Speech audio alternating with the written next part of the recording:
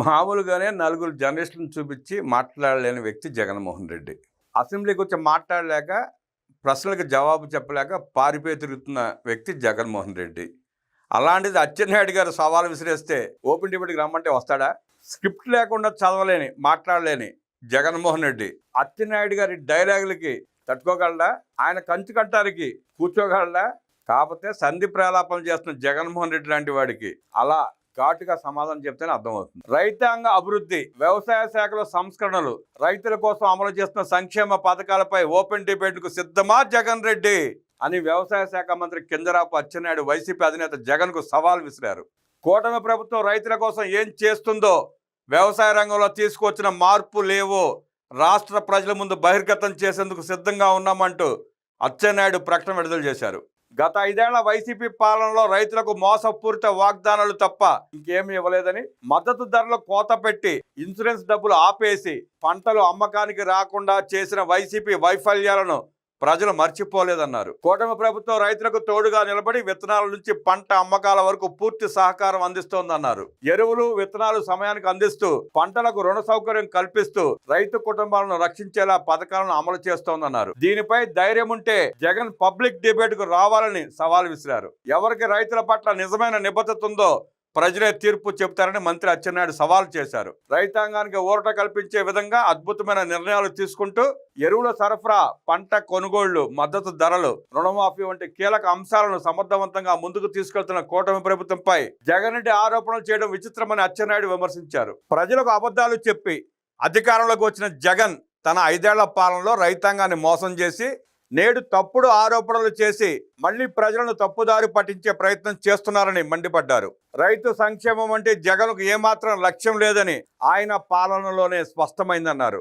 ఎరువుల కొరత, నల్ల బజారు, కొనుగోలు కేంద్రాల వద్ద నిర్లక్ష్యం, పంట బీమా చెల్లింపుల్లో మోసాలు ఇవన్నీ జగన్ పాలనలో జరిగాయన్నారు. సీఎం చంద్రబాబు నేతృత్వంలోని కూటమి ప్రభుత్వం రైతుల కోసం రేయింబావులు శ్రమిస్తుంటే జగన్ మాత్రం ప్రతి దాన్ని కుతంత్రం చేసి అడ్డుకోవడానికి ప్రయత్నిస్తున్నారని విమర్శించారు. రైతుకు అందుతున్న ప్రతి సహాయం జగన్కు కంటగింపుగా మారిందని మంత్రి అన్నారు. ధరల స్థిరీకరణ నిధి పేరిట 3,000 కోట్ల రూపాయలు ఏర్పాటు చేశామని, 7,800 కోట్ల రూపాయలు ఖర్చు పెట్టామని జగన్ చెబుతున్నాడు. అసలు మార్కెట్లో ధరలు పడిపోకపోయినా 7,800 కోట్లు ఎక్కడికి పోయాయి? రైతులకు ఒక్క పైసా ఉపయోగం లేకుండా ఆ డబ్బు ఎవరెవరి జేబుల్లోకి వెళ్ళింది? ఇవన్నీ పచ్చి అబద్ధాలు. వైసీపీ హయాంలో రైతుల ఉత్పత్తుల కొనుగోలు అనే మాటే లేదు. నిజంగా కొనుగోలు చేసి ఉంటే ఏ రైతు నుండి ఏ పంటను ఏ ప్రాంతంలో కొనుగోలు చేశారో కాగితాలతో చూపించగలరా?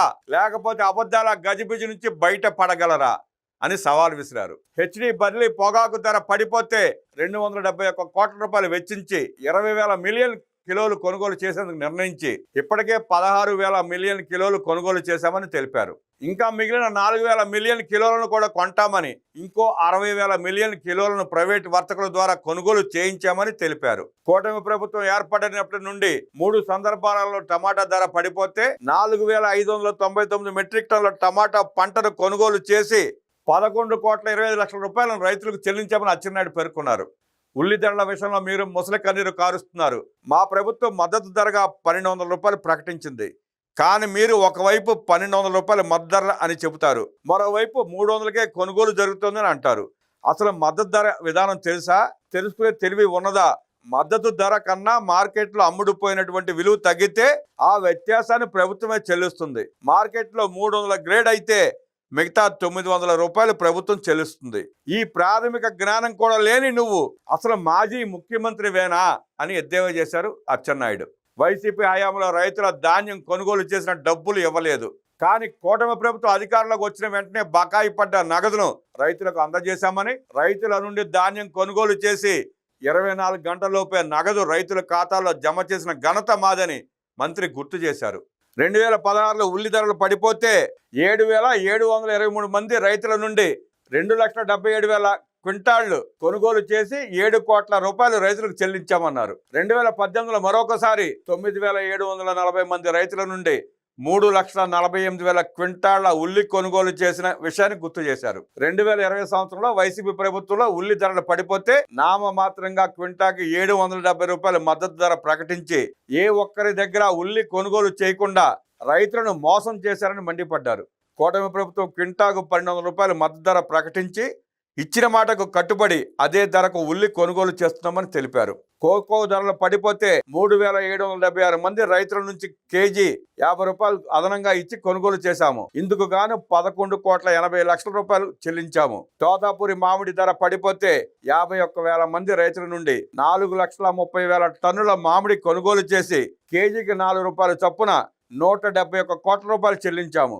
గత ఏడాది కేంద్ర ప్రభుత్వాన్ని ఒప్పించి మిర్చికి క్వింటాకు 11,781 రూపాయలు మార్కెట్ జోక్యపు ధరను కల్పించాము. ప్రభుత్వం నుండి హామీ లభించడంతో మార్కెట్లో మిర్చి ధర స్థిరీకరించబడి 11,780 రూపాయల కంటే అధికంగా ట్రేడ్ అయింది. 2017లో మిర్చి ధరలు పడిపోతే ప్రభుత్వం 55,000 మంది రైతులకు క్వింటాకు 1,500 రూపాయల చొప్పున 130 కోట్ల రూపాయలు చెల్లించాం. అదే మీ ప్రభుత్వ హయాంలో 2020లో మార్కెట్ ధర మద్దతు ధర ప్రకటించి కొనడానికి ఒక్క పైసా కూడా కేటాయించలేదని మంత్రి దుమ్మెత్తి పోశారు. కేంద్ర ప్రభుత్వం యూరియా వాడకాన్ని తగ్గించాల్సిన అవసరం ఉందని చెప్పడం వలన, పక్క రాష్ట్రాల యూరియా కొరత వలన, పలు రాష్ట్రాలలో ఆందోళనలు చేయడం వలన ఏపీలోనూ యూరియా దొరకదని భయంతో 3 సీజన్లకు వాడాల్సిన యూరియాను ఒకేసారి రైతులు కొనుక్కోవాలన్న అభద్రతా భావం, యూరియా దొరకడం లేదని ఫేక్ ఫోటోలు పెట్టి రైతులు అదే నిజమనుకుని రబీ సీజన్ కు కావాల్సిన యూరియాను ముందుగానే కొనుక్కోవాలని భయాన్ని వైసీపీ నేతలు సృష్టించారు. ఇటీవల ఒక నెల డ్రై స్పెల్ రావడం తర్వాత విస్తారంగా ఒకేసారి వర్షాలు కురవడం వలన ఆగస్టు నెలలో ఒకేసారి రాష్ట్ర వ్యాప్తంగా వరి పంట వేయడంతో ఒక 10 రోజులు రైతులు యూరియా దొరకదని భయభ్రాంతులకు గురయ్యేలా వైసీపీ వాతావరణాన్ని సృష్టించారని మంత్రి ఆగ్రహం వ్యక్తం చేశారు. కేంద్ర ప్రభుత్వం రాష్ట్రానికి రావాల్సిన కేటాయింపు యూరియా కంటే అధిక మొత్తంలో యూరియాను కేటాయించుకొని జిల్లాలకు సరఫరా చేసి రైతులకు యూరియాను అందుబాటులో ఉంచామన్నారు. నేటికి యూరియా కొరత తీరిపోయింది. రబీ సీజన్ కు కావాల్సిన 9,30,000 మెట్రిక్ టన్నులను ముందస్తుగానే సిద్ధం చేసుకోవడం జరుగుతోంది. ఎరువులను బ్లాక్ మార్కెట్ కు తరలించే ఉద్దేశం కూటమి ప్రభుత్వానికి లేదు. గతంలో వైసీపీ నేతలు బ్లాక్ మార్కెట్ కు యూరియాను తరలించడంతో అందరూ అదే విధంగా వ్యవహరిస్తారని భావించడం వారి అజ్ఞానానికి నిరసనమని మండిపడ్డారు. ఈ ప్రభుత్వ కాలంలో సహకార సంస్థలకు 70%, ప్రైవేట్ వ్యాపారులకు 30% యూరియా కేటాయింపులు జరిపాం. గత ప్రభుత్వంలో 50% నిష్పత్తిలో యూరియాను పంపిణీ చేసి బ్లాక్ మార్కెట్ ను ప్రోత్సహించారని దుయ్యబట్టారు. రాష్ట్రంలో ప్రత్యేక నిఘా ఏర్పాటు చేసి అక్రమంగా తరలిస్తున్న యూరియాను కట్టడి చేసి నిందితులను అదుపులోకి తీసుకుని కేసులు నమోదు చేస్తున్నామని